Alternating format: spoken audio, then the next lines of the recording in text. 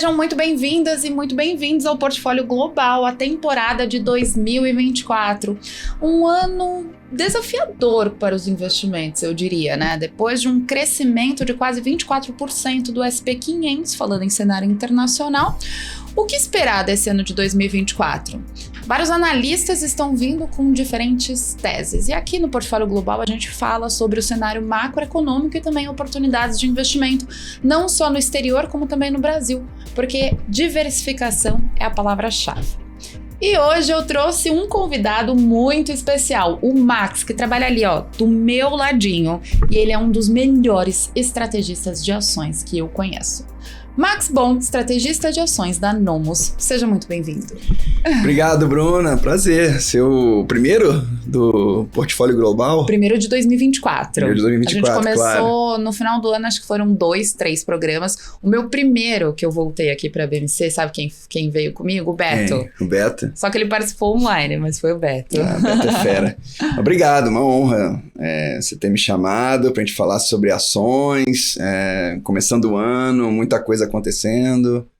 E incertezas, né? As primeiras semanas do ano já foi bem movimentada, havia uma expectativa, o mercado estava crendo muito numa queda de juros nos Estados Unidos, algo que já estão botando um pouco de água nesse chope, né? Isso muda totalmente a alocação de recursos no mundo, né? Então vamos falar sobre isso. Vamos. E eu acho que tem um segmento da bolsa aí, tanto aqui, tanto lá nos Estados Unidos quanto aqui no Brasil, que eu acho que pode ser o destaque em 2024. Então calma lá. Antes do destaque, vamos voltar. Você que monta ali a carteira dos nossos clientes, né? Você tá de olho, assim, 100% mergulhado nas estratégias de investimento. Brasil e hoje, né, a gente faz ali em conjunto internacional com toda a sua expertise. O que você enxergou? Vamos voltar só atrás, assim, finalizando, não precisamos aprofundar. Mas o que você enxergou? Quais foram as oportunidades de 2023 que foram bem bacanas? E dessas oportunidades que você encontrou, qual talvez elas vão ter que ser um pouquinho alteradas ou a gente vai ter que ter um pouco mais de cautela? Pensando um pouquinho vamos começar pelos Estados Unidos, né? Tá. Afinal, vamos falar de portfólio global. Eu acho que os grandes destaques foram as empresas, as maiores, né? As Big Techs, que responderam, boa parte da performance delas respondeu pelo bom desempenho, como você falou, mais de 20% em 2023. Então, se a gente selecionar ali 7, 8 ativos do S&P, responde aí pelo desempenho no ano passado. Então, papéis como Microsoft, Apple, Nvidia, Amazon, acho que Netflix também, acho que foram os grandes destaques. E, na minha opinião, talvez seja mais difícil essas empresas performarem como performaram em 2023. Né? Então, porque acho que tem muita coisa já bem precificada, os múltiplos já estão bem mais elevados do que o múltiplo médio do S&P. E o que vai exigir dessas empresas um grande crescimento de lucro para poder atrair fluxo para elas. Pode acontecer? Pode. Mas como ter muito lucro com as pessoas sem tanto dinheiro. Com a inflação alta. Uma inflação ainda alta. Vai ter recessão? Não vai ter nos Estados Unidos? Ainda há uma incerteza que faz a gente pensar que vai ser difícil crescer tanto lucro em 2024 para essas grandes empresas, grandes corporações. No entanto, quando a gente analisa múltiplos, a gente vê as small caps ainda muito atrasadas, né? Aí tá aí o segmento a cereja do bolo de 2024. Acho que as small caps são empresas de baixa capitalização e que ficaram para trás em 2023, né? Não foram as protagonistas da Bolsa Americana. E eu acho que num cenário que a gente pode ter aí queda de juros no segundo semestre de 2024, pelo menos eu estou trabalhando com esse cenário, as small caps podem deslanchar. Por quê? Porque são empresas que precisam mais de capital para crescer, precisam de um ambiente com juros mais baixos para poder fazer aquisições, estão em pleno estágio de crescimento. Né? Então, para isso precisa de recursos, precisa de capital para poder dar seguimento ao seu processo de crescimento. E a gente sabe que juros para baixo, isso facilita bastante, crédito fica mais barato, você capta recursos mais barato e com isso tem mais oportunidades de crescimento, surgem mais oportunidades de crescimento. Então, se a gente acredita que os juros que bateu lá 5% o Treasury de 10 anos, né, bateu ali mais de 5%, ao longo de 2023, agora por volta dos 4% pode recuar, né? E os juros mesmo da economia, né? Os Fed Funds também começar a cair em 2024, isso me faz pensar que é um ambiente mais propício para os small caps, que são mais sensíveis às taxas de juros. Então, esse ambiente eu acho que é o que vai acontecer, né, em 2024 para os Estados Unidos, e algo muito semelhante com o que pode acontecer aqui no Brasil também. Eu até ia te perguntar se nos mercados emergentes como o Brasil também é o potencial, porque nós andamos antes, né? A queda de juros aqui no Brasil, ela veio antes. Então mas talvez vai o cenário está mais aceso, né? Vai continuar ao longo de 2024, né? A gente tem hoje taxa Selic aqui de 11,75 ao ano, e segundo o boletim Focus do Banco Central, essa taxa de juros deve fechar 2024 mais próxima de 9%. Tem analistas até que falam em menos, em 8%. E da mesma forma que eu coloquei aqui, que é um cenário de queda de juros é favorável para as small caps, lá fora também vai ser aqui, né? Os juros vai cair e isso vai facilitar a vida de várias small caps. Por isso que eu acho que pode ser um bom ano para as pequenas notáveis aqui no Brasil e lá fora. E acho que vai ter um volume. Não foi nenhuma coisa, mas eu fiz uma pauta ontem sobre a movimentação do capital estrangeiro para a Bolsa Brasileira. E estavam N coisas ali, lendo vários artigos, me surgiu agora uma questão, acho que vai mais para uma questão de finanças comportamentais junto com o cenário. Vamos lá. Eu vi lá que o movimento do capital estrangeiro, principalmente, né? Porque se você já tem um cenário de queda de juros nos Estados Unidos, eles vão buscar mais risco, né? Eles entram aqui na Bolsa Brasileira, mas é um trânsito de dinheiro. Então, isso não quer dizer que ele sai da Bolsa Internacional. Ele só vai se posicionar. Então, essa tendência também de vir aqui para o Brasil, estar na Bolsa Brasileira, investindo eventualmente também em small caps, não só em empresas mais consolidadas, mas assumindo mais risco, mas também mais potencial, isso também quer dizer no sentido comportamental, que na Bolsa dos Estados Unidos, provavelmente ele vai buscar mais risco através da small caps, né? Porque também tem mais risco, né? Claro, faz sentido isso? Faz total sentido. Total sentido. Eles vão olhar o portfólio lá nos Estados Unidos, não estou dizendo nem o mundo todo. Lá nos Estados Unidos, o que andou? O que está com o múltiplo esticado? O que ficou para trás? E certamente, com queda de juros, eles vão olhar, vão focar em small caps. Então, é o que eu chamo muito de segunda onda. Isso acontece em todos os lugares. O que é a segunda onda, Bruno? Quando os investidores estrangeiros, né, ou investidores no geral, querem se posicionar rápido em um mercado, eles se posicionam nas ações mais líquidas.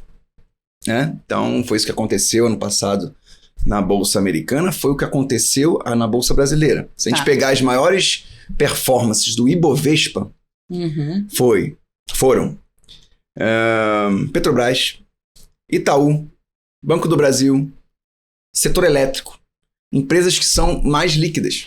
Foi quem puxou o Ibovespa. Então, o investidor, quando quer se posicionar rápido, quero me posicionar rápido em Brasil, o Brasil está ficando interessante e tal, está passando reforma e tal, quero me posicionar em Brasil. Eles vão o quê? Nas ações mais líquidas. Isso está lá nos Estados Unidos e aqui, que eu chamo de primeira onda. Só que esses ativos rapidamente ficam bem precificados. Né? É o que a gente viu com a Nvidia, vimos com Apple, né? Todos ali próximos do high histórico, certo? Aqui também. O Itaú está perto do high histórico, o Petrobras está perto do high histórico, o Banco do Brasil também. Todo mundo está perto do high histórico. Tá? E aí, o que acontece? Os investidores olham que está tudo bem precificado, múltiplos esticados. O que está barato? Small caps. Aí surge o que eu chamo de segunda onda. Que é quando o fluxo sai das ações mais líquidas e vão para as ações menos líquidas, que são as small caps. Só que por serem menos líquidas, Bruna, o movimento ele é mais forte, né? Então você imagina ações que têm pouca liquidez, quando tem um fluxo muito grande para ela, as altas são mais significativas, são mais fortes. Entendi. Então a segunda onda é sempre mais forte do que essa primeira onda. Isso aconteceu no Brasil aqui em 2017, 18. Mesmo movimento, que eu acho que é o que pode acontecer agora em 2024 no Brasil. Por isso que eu estou mais confiante com os small caps. E, como eu falei, não é algo específico aqui, não é uma jabuticaba aqui, nossa, não. Os Estados Unidos também. Então, os investidores estrangeiros vão olhar para aquelas... É uma tendência de comportamento. É uma tendência de comportamento. Entendi. Ou vai olhar para as 7, essas 7 estão bem precificadas. Vou reduzir minha posição nessas 7 e vou migrar para onde? Para as small caps, para as ações do Russell, por exemplo. Você vai ver que eu acho que o Russell vai andar mais do que... uma aposta aqui. O Russell vai andar mais do que o S&P em 2024. Assim como eu acho tô apostando nisso. Assim como eu acho que o Small 11 aqui no Brasil vai andar mais que o Bova 11 ou que o Ibov. Então essa segunda onda acontece, né? A gente já viu isso acontecer em vários momentos da história, lá fora e aqui. E eu acho que a gente está diante de um começo de uma segunda onda. Tá? Que pode durar 12 meses, como pode durar até mais, como foi ali 2017, 2018, que durou 24 meses, até perto do início do Covid ali, quando tudo tomou um tombo. Então, juros para baixo é bolsa para cima, lá fora e aqui. E o que está barato na bolsa, na minha visão, são os small caps, é o que deve andar aí para os próximos meses. Agora, falando em juros para baixo, pode ter duas formas, né? A gente está falando muito sobre o soft landing e o hard landing. Sim. Eu estava explicando para um cliente ontem no telefone, ele falou, nossa, ninguém me explicou daquela forma. Se for no hard landing, pode ser um cenário, é um possível cenário, a gente não acha. Então, se os Estados Unidos forçar essa queda da taxa de juros, né? Falar assim, não, vamos lá, vai ter que ser, esse pouso vai ter que ser dolorido. Vamos explodir, parar a movimentação econômica, né? Vou forçar com que a economia pare mesmo, porque todos os dados dos Estados Unidos estão bastante resilientes. Então, eles estão tentando dar uma segurada. Afeta alguma coisa em relação às small caps, isso? Ou só atrasa um pouquinho o ganho dela, o retorno dela, vamos dizer? Se tiver um ambiente mais recessivo nos Estados Unidos, pode ter um reflexo em crescimento de lucros. Tá? Mas eu acho que o efeito da queda de juros que a gente pode ter em 2024. Que ele vai ter de qualquer forma, a gente só não sabe como vai ser. Eu acho que pode ser mais benéfico do que maléfico, do que a recessão pode ser maléfica. Essa é uma impressão que eu tenho. Eu falo isso porque as pessoas têm receio. É aquele assim, qual o momento ideal para entrar na bolsa? Qual é o momento ideal para aportar as small caps? Não vai ter o momento ideal, né? Não vai. Ela vai sofrer aquele reflexo, mas não vai ter o momento ideal. Você tem que ir comprando aos poucos, tem que ir montando sua posição. Se caírem, aproveitar e comprar mais. Não tem um ponto certo de compra, nem os grandes investidores sabem isso. Eles vão, eu costumo dizer, eles vão comprando para baixo e vendendo para cima. Ninguém sabe o ponto certo da virada. Putz, vou comprar aqui porque daqui para frente vai subir. Não sabe, Buffett não sabe, Peter Lynch não sabe, entendeu? Então os grandes caras não sabem. Existem algumas coisas que o mercado financeiro não sabe. Não, ninguém sabe. Então os brasileiros não sabem. O que eles fazem? Eles vão comprando para baixo a partir do momento que a margem de segurança vai aumentando. Então se você sabe que aquele ativo vale 10 e ele caiu para 8, caiu para 7, que você entende? Que a tua margem de segurança ao investir naquele ativo está aumentando. Ou seja, é assimétrico. Tem menos para perder e mais para ganhar, dado que você, de acordo com o seu estudo, sabe que aquela empresa tem um valor justo de R$10. Então, é isso. É o famoso ir comprando para baixo conforme a sua margem de segurança for aumentando. Então, é isso. Eu acho que os investidores deveriam ter uma posição em small caps e comprando aos poucos. A gente não sabe o que vai acontecer com a economia americana, é muito difícil prever. Mas aproveitar a oportunidade. Se tiver algumas quedas, algumas correções no mercado americano, é hora de aumentar posição, porque segundo semestre pode ter, imagino que comece a cair os juros nos Estados Unidos, e isso vai ter um reflexo positivo nas ações, principalmente small caps. Então, talvez o primeiro semestre seja um momento de montar posições. Tá. Né, e aproveitar a oportunidade. Para depois colher. Agora vamos entrar dentro de setores, small caps. Então, temos todos os setores ali da economia, tanto aqui no Brasil quanto nos Estados Unidos. Aqui no Brasil, acho que a gente tem uma diversificação de setor menor, né? A gente tem uma concentração ali. Tem menos empresas. Nos Estados Unidos tem um pouco mais.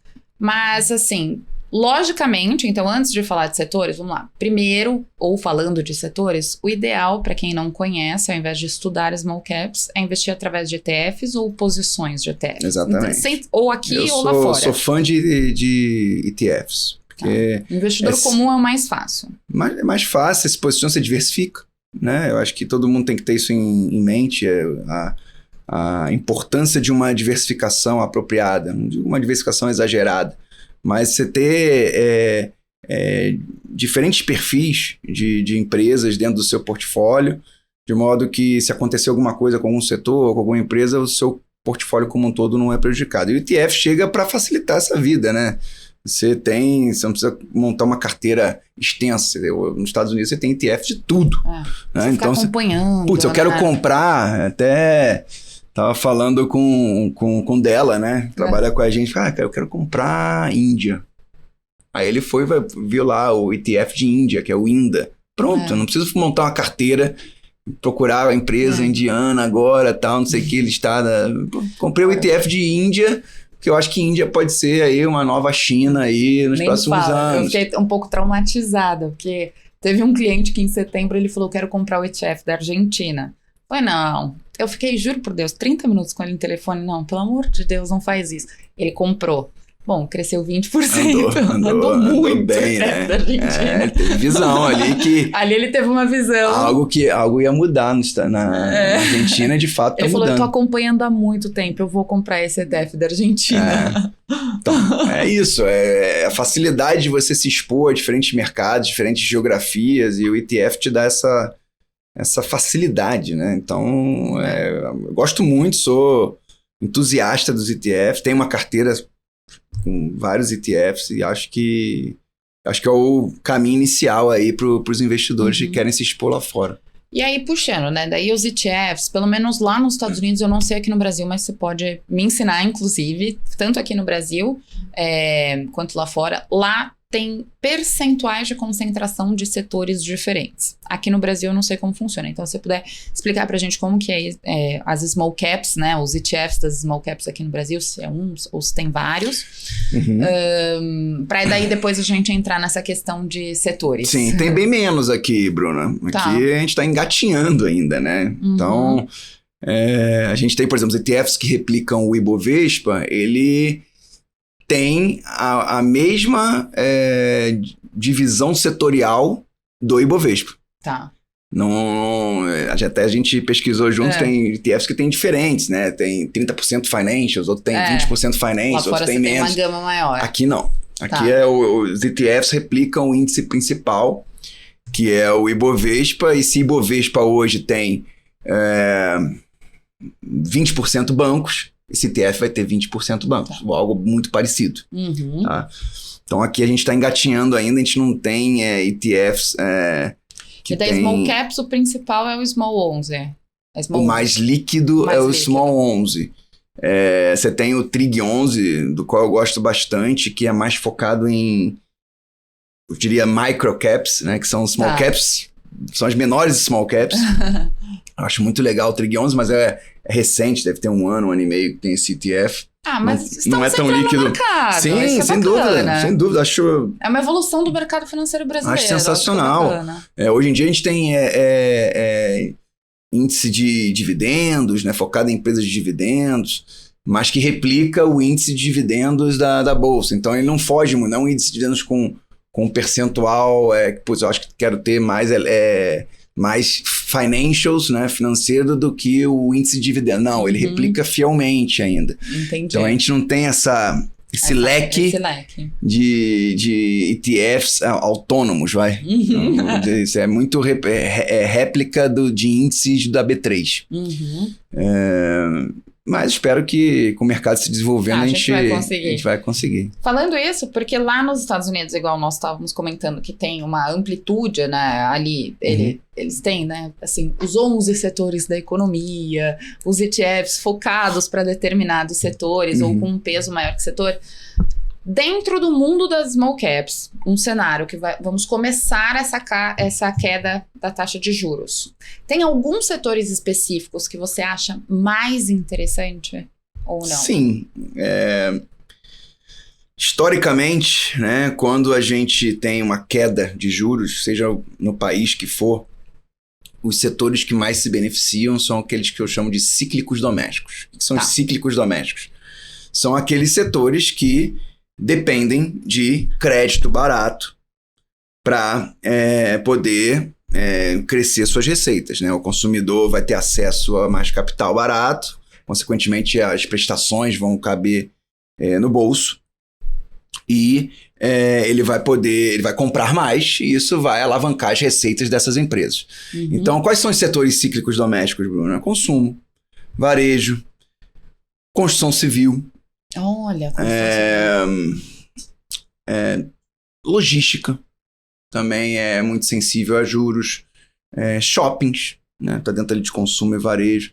Então são alguns exemplos de setores que podem se beneficiar com a queda de juros, que eu acho que pode. E quando a gente analisa as small caps, tem muitas small caps desses setores, né? Muito mais do que setores ligados a commodities, ou mesmo ligado a braço financeiro e tal. Então, industrial, público. Você tem... Eu acho que nos Estados Unidos é igual. No Brasil, assim, de longe, quando pega ali small caps, né, empresas até 10 bilhões de valor de mercado, a grande maioria tá nesses que eu falei. Consumo, varejo, construção civil. Imagino que nos Estados Unidos também. A gente viu uma concentração muito grande no setor financeiro. Como que o setor financeiro responde vamos dizer, essas novas empresas de finanças, né? Porque tem muitas fintechs. Eu acho que é por causa disso. É por conta disso. Por que a gente tem um peso grande nesses ETFs de small caps em financials?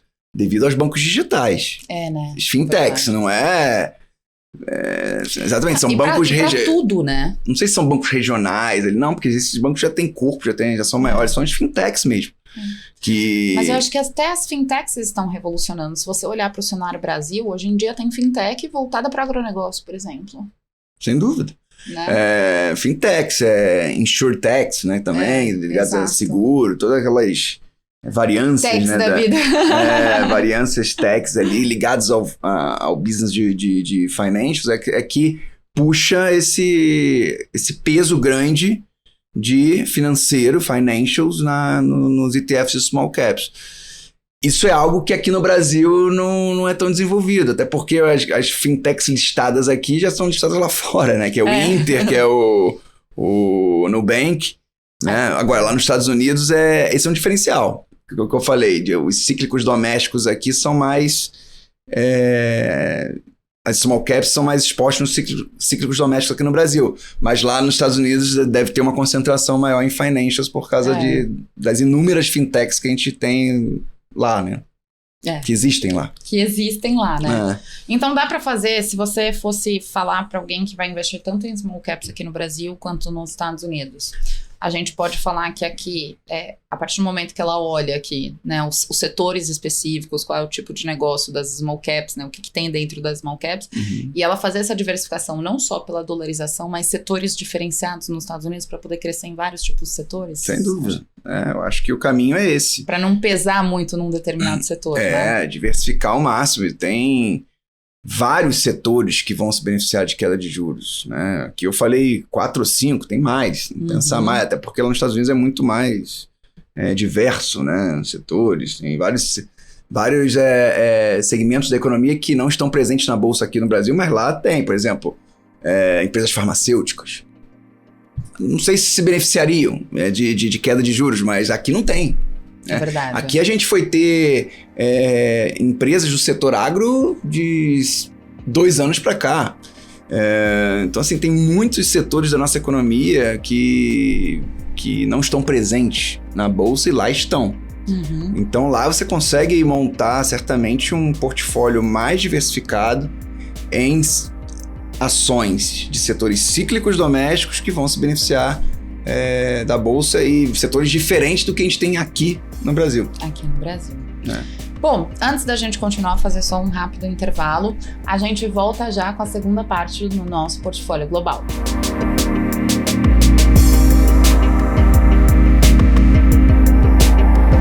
Voltamos com o nosso programa Portfólio Global. Hoje eu estou recebendo o Max Bon, estrategista de ações da Nomos, que está dando uma verdadeira aula sobre os investimentos de 2024, né? Na cerejinha do bolo, que são as small caps. Quero ver todo mundo saindo e investindo em small caps. Mas calma, analise o risco, pelo amor de Deus.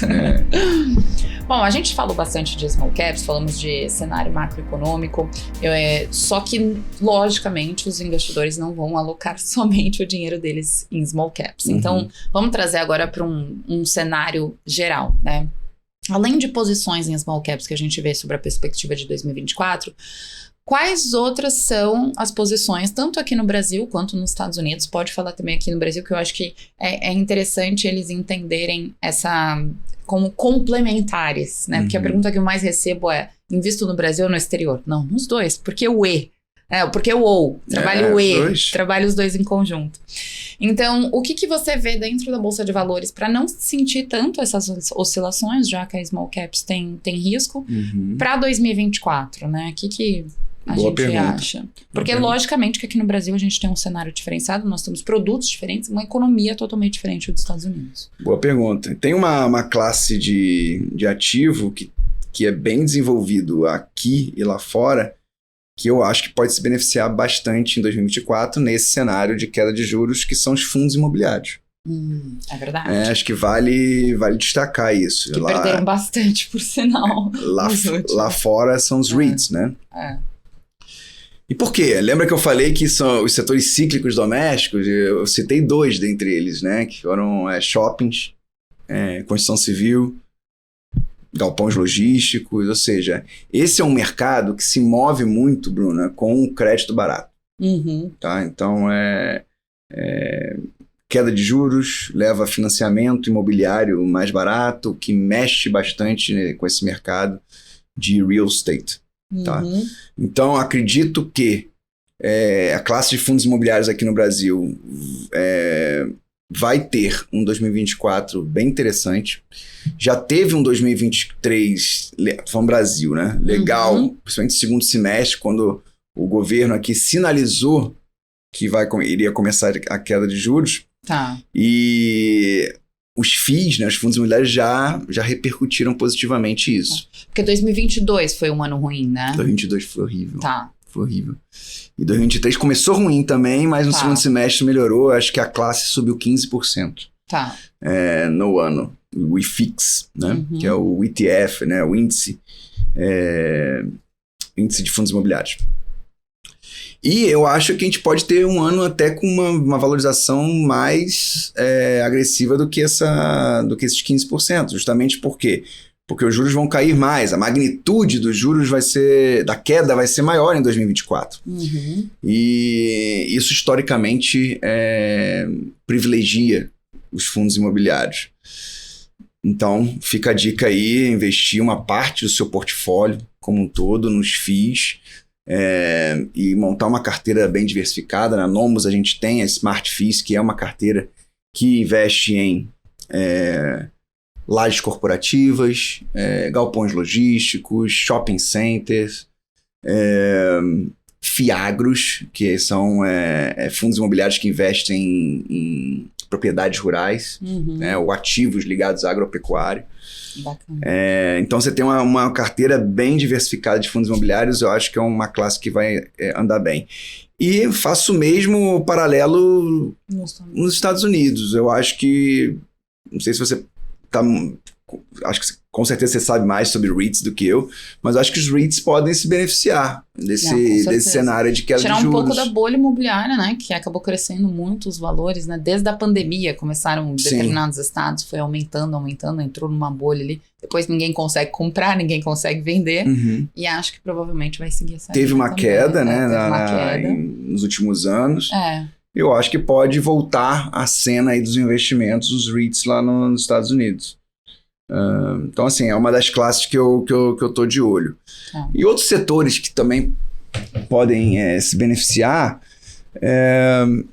Ou até para manter, talvez assim, não só se beneficiar, mas eu acho que o interessante é as pessoas entenderem que existem determinadas posições que é para você não oscilar muito. Sim. Vamos dizer mais seguras, não ser tão seguras? Sim. No Brasil, por exemplo, commodity. A gente não tem como seu portfólio não ter commodity. Por mais que seja um ano de crescimento, que a gente deve ter um crescimento mais baixo no mundo, né? Os Estados Unidos vai crescer menos, a Europa vai crescer menos, até o Brasil vai crescer menos, e commodities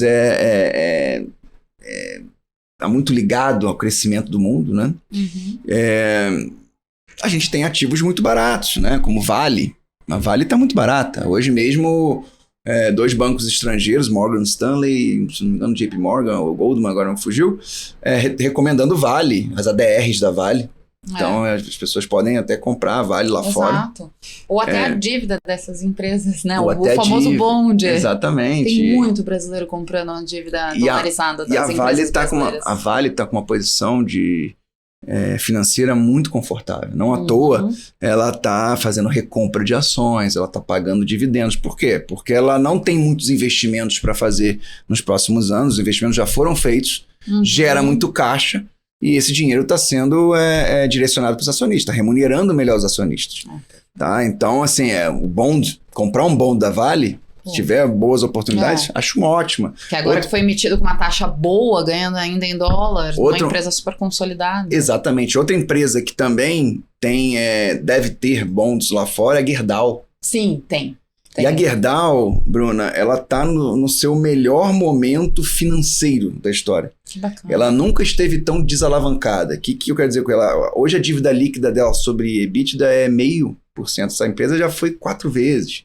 Mais de 3 vezes dívida líquida e EBITDA dos últimos anos. Então, o que ela fez? Ela vendeu ativos não estratégicos e gerou caixa e hoje ela está bem desalavancada. Apesar do cenário não ser um dos melhores, já tivemos cenários melhores para a indústria siderúrgica em outros anos, ela está tão bem financeiramente, né, ela, sem investimentos e bem folgada financeiramente, que também é muito interessante se tiver um bond interessante de Gerdau.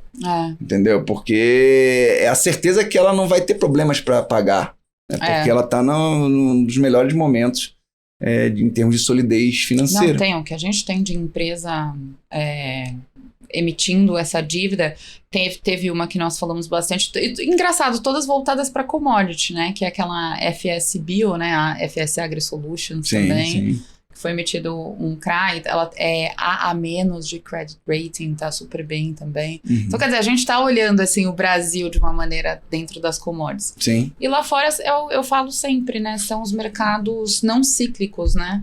Então, eu lembro quando eu fui trabalhar com agro, as pessoas falam, o meu chefe, na verdade, ele falou, eu não sabia o que era agronegócio, eu trabalhei na mesa de operação de agro, meu primeiro emprego em banco, assim, no primeiro ano da faculdade.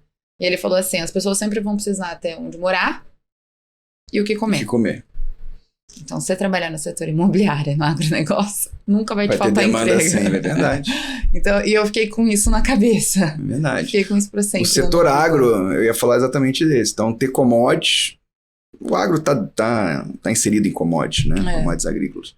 Mas é isso, o agro, pelo menos aqui no Brasil, você pode se diversificar muito no agro. Hoje tem empresas...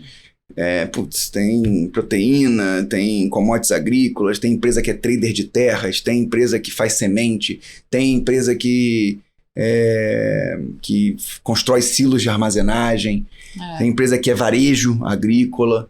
Então você consegue montar uma carteira sensacional no agro, e por mais que a gente deve ver aí um 2024 pior do que os últimos anos no agro, porque teve quebra de safra, teve um clima muito complicado no Mato Grosso. Vai ficar quente.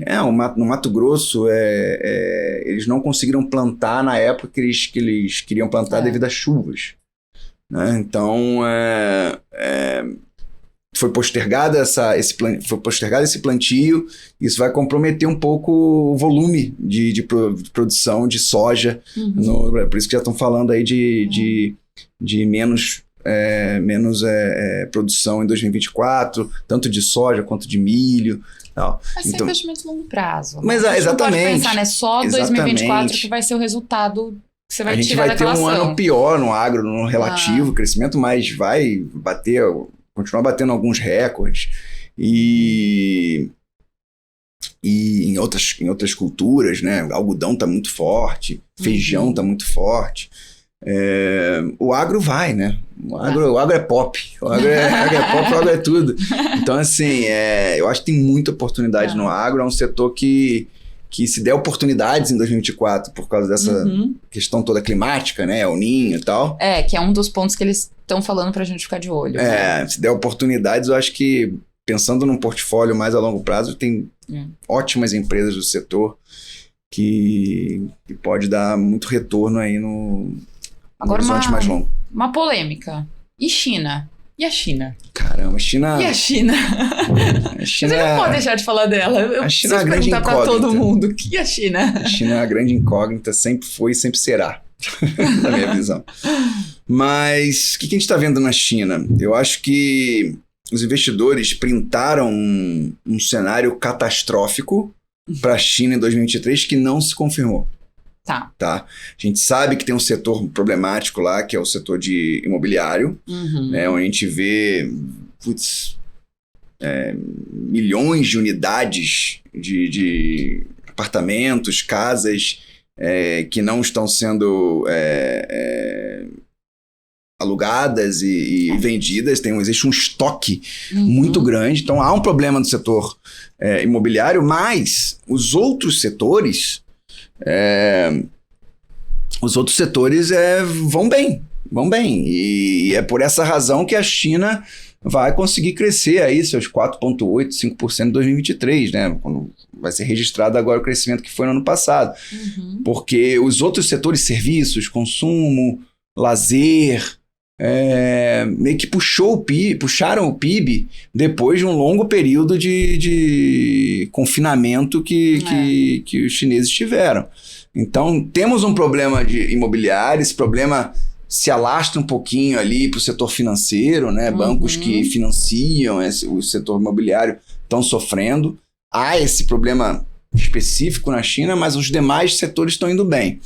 A China vai crescer seus 3%, 4%. Max, nos próximos anos. Max, mas já cresceu 8%. É claro, um país não pode crescer 8%, senão esse é o PIB mundial. Entendeu? Agora, a base é muito forte da China. Então, se ela crescer em 3%, 4% em cima da base forte que foi construída na China, é muito bom. Eu acho que os investidores vão começar a perceber isso. E um ponto sempre que é um sinal, né, um termômetro para a China é o minério. É o minério de ferro. E o minério de ferro subiu, Bruna, 40% nos últimos 3 meses. Então, estava tão depreciado, os investidores estavam achando que ia ser uma catástrofe e que o setor imobiliário o problema do setor imobiliário ia se alastrar para toda a economia e não aconteceu, né? Claro, por causa de incentivos, por causa de estímulos que o governo chinês fez nos outros setores, o minério estava lá embaixo e subiu 40% quando os investidores começaram a perceber que, a China, o que a China está fazendo ali tá surtindo efeito na economia como um todo. E é isso, eu acho que a China vai continuar crescendo seus 3%, 4%. Minério tende a ficar nesse patamar aí de 130, 140 dólares, que é um patamar muito bom para Vale, por exemplo, até para as outras empresas australianas, né, BHP, Rio Tinto. E é isso, a China vai continuar. Sofreram, foi um ano relativamente ruim, Sim.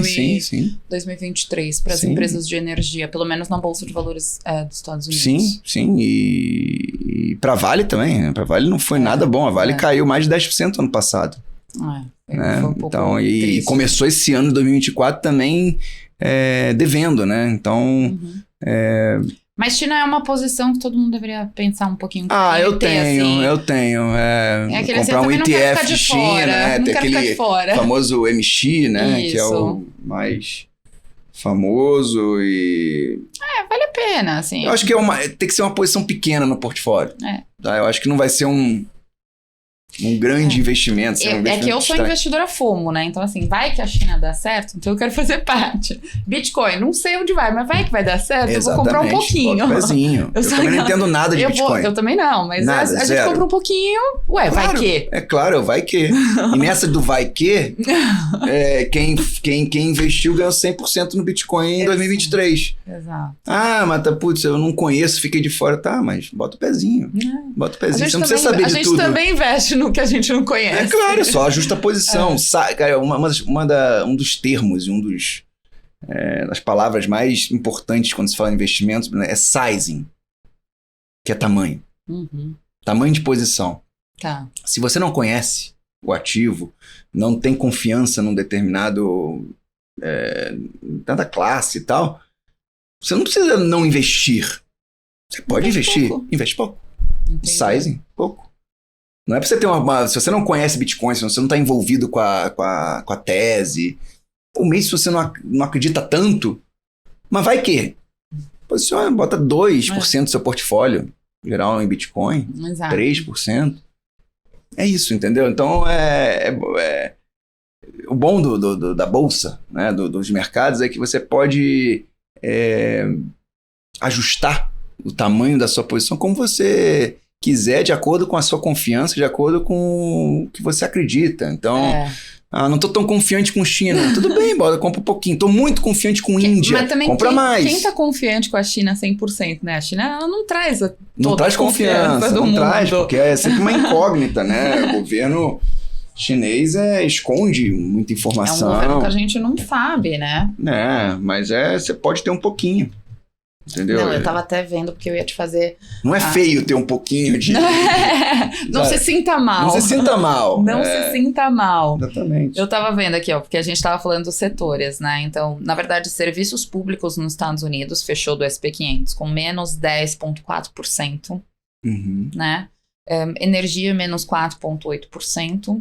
E um outro setor que eles estão falando que é o consumo essencial, né? Que a gente fala que é Procter, enfim, aquele que todo mundo vai escovar o dente, todo mundo vai continuar consumindo essas coisas, menos 2,3%. Foram os únicos setores que foram negativos. Esse último aí, eu acho que é um setor que pode... né? Pode andar em 2024. Porque ele tá caindo faz 2 anos, então provavelmente vai vir num ciclo Por que tá caindo, Bruna? Porque foi 2 anos aí, 1 ano e meio de ajuste na economia americana. O juro saiu de 0, foi para 5. E, como eu falei, é um setor cíclico doméstico, que depende muito de juros para baixo, da maior propensão a consumir. Então, se tem uma inflação alta nos Estados Unidos, o cara vai, segura. Não vai comprar o shampoo que comprava da Procter & Gamble. Ele diminui o ticket ali, então... Ele vai comprar um mais barato de uma outra marca. Isso vai se refletir em receita da Procter & Gamble, consequentemente no lucro, consequentemente nas ações. Exato. Agora, juros mais baixos, inflação mais controlada, o cara, você consome. Acho que agora eu consigo exatamente, juros para baixo com maior consumo. Volto a consumir produtos de higiene e tal... esses produtos de necessidade mais básica. Para vocês saberem que daí foi complementando o que o Max falou, então tecnologia cresceu 56,4%. Não dá para ficar crescendo. Comunicação, porque na verdade tecnologia e comunicação dentro do SP500 eles se misturam, né? Porque a Amazon, por exemplo, eu acho que é comunicação, não é tecnologia. Eles dão uma misturada. Né? Disney é comunicação, dá uma misturada ali. Cresceu 54,4%. E o consumo discricionário, que é o consumo cíclico, cresceu 40%. São 3 setores. Cresceu muito. É meio difícil. Esse eu acho, nessa- esse cíclico aí, provavelmente você estava falando de grandes empresas, é aí que eu acho que esse cíclico que você falou, o o pessoal vai ciclo- olhar para small caps. É, Quais são os small caps desse setor cíclico aqui? Porque, como eu falei, na primeira onda, muita coisa ficou bem precificada nesse setor cíclico. Agora, opa, deixa eu olhar nas pequenas ali, o que tá para trás. é isso mesmo. E aí eu tenho um outro, vou fechar aqui com uma, não sei se você sabe, mas eu estava começando a estudar ontem. E o Japão, que cresceu tanto em 2023? O Japão é uma das teses do Beto, que você citou na... Ele não início. comentou quando ele veio aqui, mas e aí? E Japão, gente? O Japão tá Cresceu passando... muito. Assim, a moeda desvalorizou em torno de 7%, mas teve uma valorização acima de 20%, 30%. Porque depois de anos de deflação, né, 20 anos, sei lá, o Japão gerou inflação, né? Confesso que eu não estudei muito, mas assim, eu também não sei nada de Japão, não acompanhei muito. Só que geralmente as pessoas, como tá todo mundo falando de Japão, que cresceu, não vai investir no momento errado, né? Tem que dar uma analisada no cenário, né? Porque agora tá todo mundo comentando de Japão como uma das formas de investimento. Não conheço, não acompanho o Japão, né? Acho que muito porque 20 anos não fingia nem cheirava, né? O Japão nunca foi... Mas a live que a gente fez, o Beto falou, ele tá apostando... Recomendo aí. O economista que tá apostando no Onde Japão. investir em 2024... Já pega o ETF do Japão. né? O Beto... Só que a gente não sabe, a gente pega o ETF. Exatamente, aí investe um pouquinho e ele tá... E mesmo com a alta que teve em 2023, ele ainda tá confiante pra frente, né? Confiante pra 2024. Então é isso, compra o ETF, você sabe qual é o ETF do Japão? Não vou saber decorar. São muitos, gente. Mas compra o ETF de Japão, compra um pouquinho pra ver qual é. Mudou. A situação econômica nos Estados Unidos, no Japão mudou. E isso pode mexer com as ações, né? Porque mais inflação significa crescimento, né? As empresas vão repassar isso esse ambiente mais inflacionado para os produtos, né? Os produtos vão aumentar de preço, isso vai gerar mais receita para as empresas. Então, as ações japonesas podem ser... Já subiram, mas podem subir mais. Podem subir mais, né? E o último país que está ali organizando, você até comentou por cima, é a Índia, né? Índia também é uma aposta antiga já. Eu diria que a Índia talvez seja a China de 10 anos atrás, 15 anos. Pode ser. Pode ser que no longo prazo. Pode ser que no longo prazo a gente veja crescimento. Eles dizem que a proximidade da Índia com os Estados Unidos também ali, né? Eles estão trazendo laços e até acordos cada vez mais fortes. Sim. Que pode dar uma impulsionada na Índia. Sem dúvida. A Índia tem potencial, a Índia tem população consumidora que, conforme for melhorando, vai querer consumir mais, enriquecer mais, consumir mais. São mais de 2 bilhões de pessoas, né? Então, hoje acho que é o país que mais passou a China. Se eu não me engano, a Índia passou a China. A Índia passou a China. Eu falei esses dias, meu filho me corrigiu. Gente, a Índia passou, acho que olha o potencial que pode ter na Índia. E eu acho que pode ser... Eu também não sou o grande conhecedor da economia chinesa, da economia indiana. Esse ano eu vou estudar. Eu acho que é legal. Mas o que a gente viu na economia chinesa 10, 15 anos atrás? Um investimento muito grande em infraestrutura, né? Uma migração do campo chinês para as grandes cidades. Por isso que o setor imobiliário bombou, né? Bombou tanto que hoje tem vários apartamentos vazios, né? Mas... talvez seja esse o caminho lá na Índia, né? Crescer muito, infraestrutura, pontes, estradas, e depois migrar para uma sociedade mais de consumo, né? Com a população enriquecendo, como você falou, saindo da pobreza, indo para as grandes cidades, começando a consumir mais, e aí crescimento de 7%, 8% na economia. Vai ter mais gente com dinheiro para comprar. Exatamente. Não tem jeito. Mas é um dever de casa legal, estudar um pouquinho mais de Índia. E é aquilo que eu falei, eu não conheço de Índia. Mas por que eu não posso investir em Índia agora um pouquinho? Eu tenho lá, o ETF lá, botei... China, Japão e Índia. Botei um pouquinho no INDA, né? Que é o ETF de Índia. Tem 2 ETFs de Índia.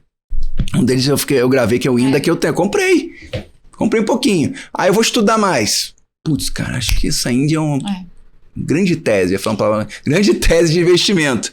Compra mais, entendeu? Mas bota o pezinho agora. E até para vocês olharem, engraçado, né? E por questões familiares, o primeiro ETF de país que eu comprei foi o da Alemanha. Porque a Alemanha é a economia da Europa, né? Ela alavanca a zona do euro, enfim, da União Europeia. E eu comprei. Depois de 2 anos eu vendi a posição que ela não se mexia. Quando eu fui estudar mais a Alemanha, eu descobri que o ETF de small caps da Alemanha, negociado nos Estados Unidos, ele crescia absurdamente. Independente do ciclo econômico, o melhor são os small caps da Alemanha. Então vale a pena você dar uma olhada nos países também e ver se são as empresas grandes ou as novas potenciais, porque conforme o crescimento da economia, chegam novas. Sim. Né? Eu acho depois que eu descobri que a Alemanha, na verdade, ela virou um polo de tecnologia e de crescimento e do capitalismo mesmo. É porque eu imagino que as grandes empresas alemãs são empresas globais também. Então vamos lá, Siemens. O Bosch, Siemens... Daí Volkswagen. Você não sai disso. Então, deve ter grande participação nesses índices. BMW. São empresas globais. E eu não sei se tem um ETF de small caps de Índia. Eu acho que não tem. Por ser um mercado mais... Nunca diga nunca. Eu vou fazer esse filtro. Eu cheguei a ver que tem 2, mas eu não acho que eles são mais focados. Eu vi que tem algumas empresas até conhecidas, indianas. Mas eu acho que está mais representativo ali nas grandes empresas indianas. Mas talvez seja um caminho ter uns small caps da Índia. Estamos chegando no fim, mas eu queria que você deixasse alguma consideração, que é um ponto muito importante em 2024, infelizmente, né?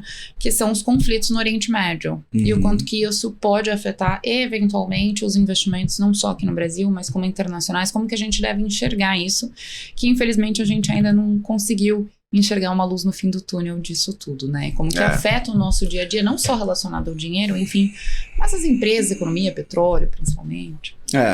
Com tristeza, né, que a gente tem que analisar isso, né? Realmente foi algo que marcou ali o final de 2023 e que não tem nenhuma previsão de que a situação acabe de fato, né? Esse conflito Hamas, Israel.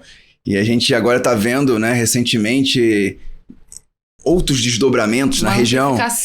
Né? Então, conflito na Líbia, ataque a embarcações no Mar Vermelho. Então, assim, realmente a região está ali um barril de pólvora. Né? Irã também, teve algum conflito dentro do Irã. Bom, tá estranha a situação. O primeiro reflexo é petróleo. Né? Não tem jeito. Né? Então, petróleo pode se valorizar com essa situação mais exacerbada lá nos conflitos.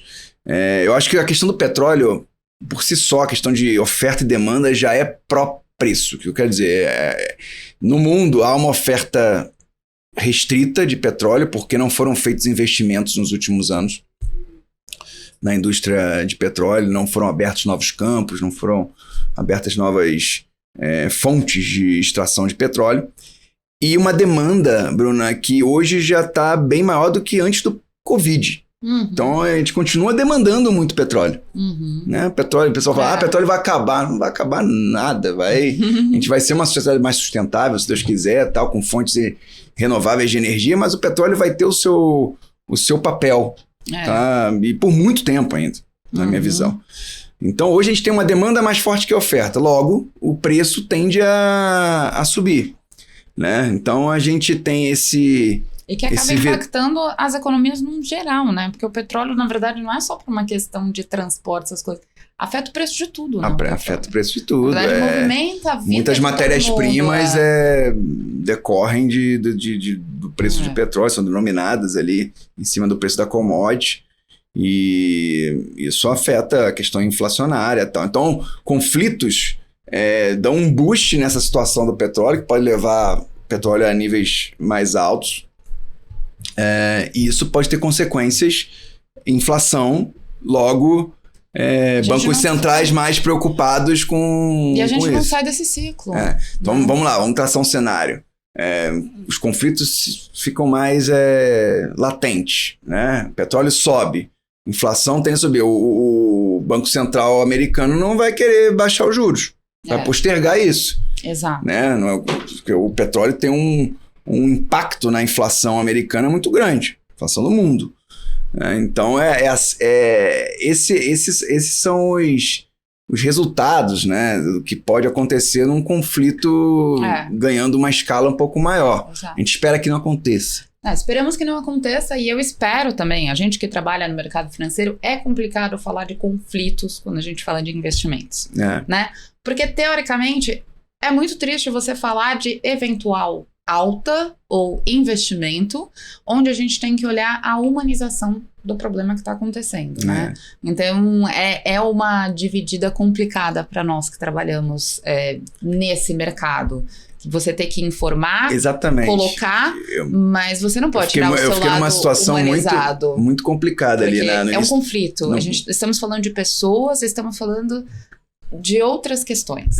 Que assim, eu sou judeu, né? Então, eu tava sentindo na pele aquela situação ali, mas ao mesmo tempo eu precisava falar para os meus clientes, né? E para as pessoas que me seguem no Instagram, que em função daquele conflito, o petróleo ia subir e que eles deveriam se posicionar para colher, para colher retorno com o petróleo. É uma situação complicada, mas eu acho que as pessoas souberam diferenciar o Max analista do Max pessoa, né, que estava sensibilizado com aquela situação. E como a informação é dada também, né? A pessoa chega e fala assim, veja essa oportunidade, você está se tirando tudo daquilo. Né? Agora, você pode ser informativo. Exatamente. Sobre o que acontece. Pessoal, está acontecendo uma coisa muito chata.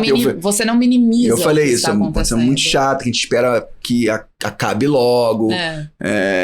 Mas, assim, o petróleo vai subir, você, como investidor, tem que se proteger disso. E como você se protege? Comprando determinado ativo, um ETF de petróleo. Exato. Mas é algo que eu fiquei pensando, putz, cara, eu tô falando de investimento numa hora errada, mas acho que o feedback foi positivo, assim. Acho que eu passei uma informação, foi informativo. Entendeu? E me colocando numa situação, tô sentindo o peso da situação, mas eu tenho que informar que o petróleo vai subir em função disso e que você tem que se posicionar como investidor. Qualquer conflito é complicado, né? Quando também estava China e Taiwan ali, todas as empresas de semicondutores, então assim, tem... tudo bem, você fala, mas você vai ganhar dinheiro com semicondutor, mas e as pessoas que eventualmente soltar uma bomba lá em Taiwan, morre um monte de gente. Você fala, gente, calma.